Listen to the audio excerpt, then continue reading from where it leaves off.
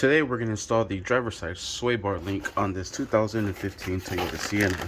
Alright, here is the part number, and I got this at Advanced Auto or CarQuest.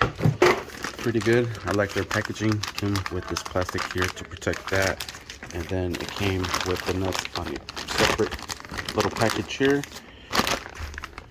and here it is. Alright, so let's go ahead and install this. We'll just slide this sucker into place just like so, and up here, and we'll put the nuts into place. All right, this top one I'm going to secure down with an 18mm socket. I am using my impact,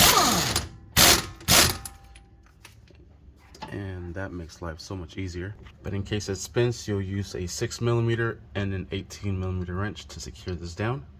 For this bottom one, it's going to be tough to get that impact, so I'll use the wrench. And in case it spins, I'll use this Allen wrench here as well. And just make sure it's nice and tight.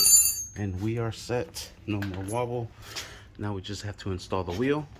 Alright, and there it is. I am using a size 22 socket to secure everything down.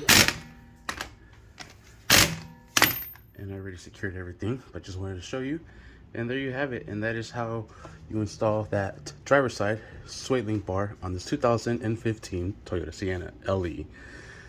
The reason I did it is because I believe when we hit over a bump, it goes sounds like a rattle. Those are obviously bad, so hopefully that takes care of the issue.